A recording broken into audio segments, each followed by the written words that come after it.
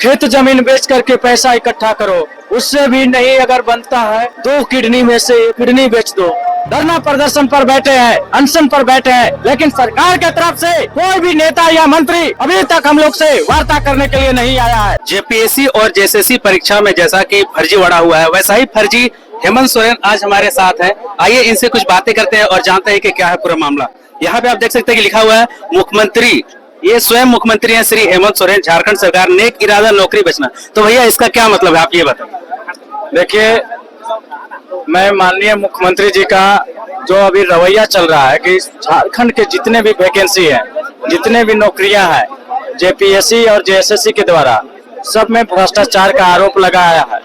और ये मैं नहीं बोल रहा हूँ, खुद उन्हीं का सीआईडी है सो जांच करता है और बाद में लिपापोती भी कर देता है। शुरुआत में बताता है कि गड़बड़ी हुआ है, जैसे सीजीएल में था कि नेपाल में पेपर हटाए जाने का प्रमाण है सो उन्हीं का सीआईडी के द्वारा दिया गया था, लेकिन बाद में लिपापोती करके और नियुक्ति पत्र बांट देते हैं।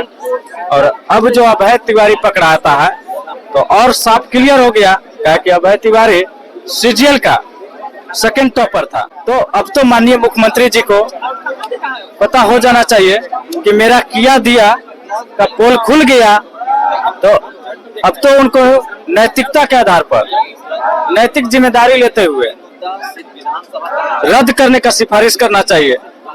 सीजीएल को रद्द तो रद्द। अब रहा 14वीं जेपीएससी का पीटी परीक्षा, उसमें पेपर नहीं ओएमआर लीक हो गया। ओएमआर कैसे बाहर आ गया? वो स्ट्रांग रूम में रहता है, वज्र गृह में रहता है, अध्यक्ष के बिना साइन सिग्नेचर का वो बाहर नहीं आ सकता है, एक कागज का टुकड़ा भी नहीं आ सकता है, तो बाहर कैसे आता है? तो इस सभी से साफ पता चलता है कि माननीय मुख्यमंत्री जी, उनके मंत्री, उनके अधिकारी, एजेंसी जिनको उससे परीक्षा लेते हैं, सबसे मिली भगत है और मिली भगत करके झारखंड के नौजवानों का भविष्य बेचने का सौदा करते हैं। पैसा लेकर के झारखंड में कोई भी ऐसा नौकरी नहीं है जो कि हेमंत 1 और हेमंत 2 सरकार में बेचा नहीं गया हो। चाहे सहायक आचार्य का मामला हो, टीजीटी, पीजीटी, माध्यमिक आचार्य, सीजीएल सहित तमाम परीक्षाओं में व्यापक गड़बड़ी हुआ है और टुकड़ों टुकड़ों में नियुक्ति पत्र बांटा गया है। झारखंड के भविष्य को बेचा जा रहा है और आज मैं उसी पर तंज करने के लिए मैं मुख्यमंत्री का नाटकीय स्वरूप धारण करके आया हूं और मैं आपको प्रस्तुत भी करके एक नाटकीय स्वरूप के तहत मैं आपको बताना भी चाहूंगा। आज जब मैं बंगलौर से टूर पर से वापस आया तो मुझे पता चला झारखंड के अभ्यर्थी हड़ताल पर है, अनशन पर है। तो मैंने सोचा कि इतनी भारी संख्या में जयपाल सिंह स्टेडियम में झारखंड के तमाम जिलों से लोग जुड़े हुए हैं, अगर ये नौजवान का समस्या का समाधान अगर नहीं होता है तो मेरा सीएम का कुर्सी भी हिल सकता है। मैं आज नारियल पानी लेकर के और अनशन तोड़वाने का वार्ता करने जयपाल सिंह स्टेडियम में आया था, लेकिन अभ्यर्थीगण सीबीआई जांच की मांग पर अड़े हुए हैं। मैंने उनको आश्वासन दिया है कि मैं अपने तोता सीआईडी से जांच करवा रहा हूं, रिपोर्ट आने के बाद उचित कार्रवाई करूंगा।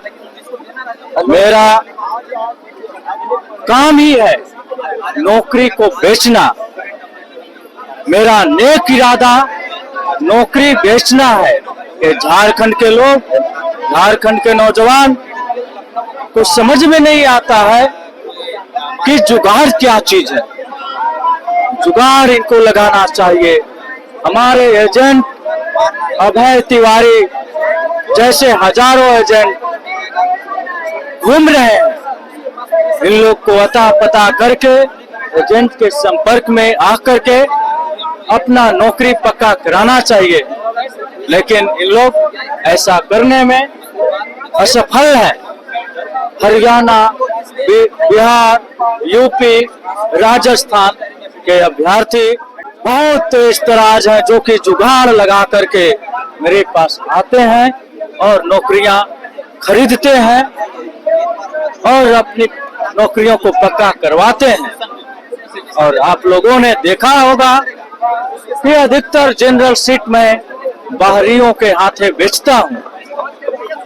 मैं झारखंड के नौजवानों को चुनाव में बोला था कि प्रत्येक वर्ष 5 लाख रोजगार दूंगा, लेकिन इन लोग नौकरी समझ बैठे।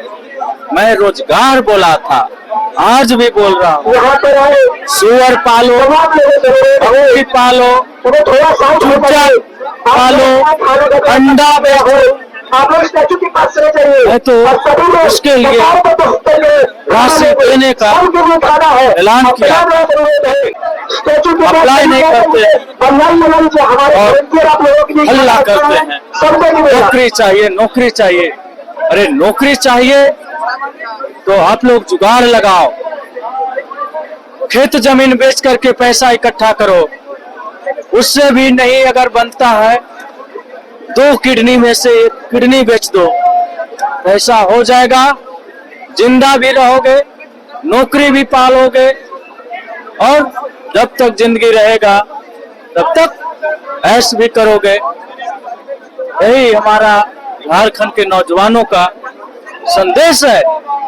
इस संदेश को इन लोग समझते हुए अनशन अपना तोड़ दें, वापस ले लें। ज्वार झारखंड, ज्वार झारखंड। क्या वो समझ बैठे हैं झारखंड के अभ्यर्थियों को?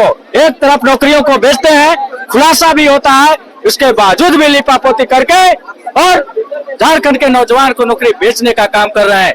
इस बार हम सभी झारखंड के नौजवान 2400 जिला से जयपाल सिंह स्टेडियम में हम लोग आए हुए हैं और तब तक मेरा धरना प्रदर्शन चलता रहेगा जब तक माननीय मुख्यमंत्री अपने कार्यकाल में ब्लैक लिस्टेड कंपनी TDPL से जितने भी परीक्षाएं लिए हैं वो सबका रद्द करके और उसमें जो भी गड़बड़ियां हुआ है उसका CBI से जब तक जांच नहीं करवाएंगे तब तक हमारा अनशन जारी रहेगा। अगर इस अनशन से नहीं सुनेंगे तो 5 तारीख के बाद मानसून सत्र में विधानसभा का मैं घेराव भी करूंगा। अगर उससे भी नहीं वो मानेंगे तो पूरे झारखंड के गांव-गांव में विद्रोह कर दूंगा और आने वाले समय में उनको राजनीतिक से आउट करूंगा। क्योंकि एक अभ्यर्थी का, झारखंड के नौजवान का जो भविष्य बेचने का काम किया है, भविष्य खराब करने का काम किया है, उनका भी पॉलिटिकल करियर मैं भी खराब करने के लिए पूरे झारखंड के नौजवान को आह्वान करूंगा और उनका पॉलिटिकल करियर 2029 में खराब करके छोड़ूंगा। और नहीं तो समय रहते माननीय मुख्यमंत्री हमारी बातों को माने, TDPL द्वारा जितने भी एग्जाम हुए हैं सबको रद्द करें और CBI जांच का आदेश दे ताकि दोषी पकड़ा भी जाए और दोषी पर कठोर कार्रवाई भी हो।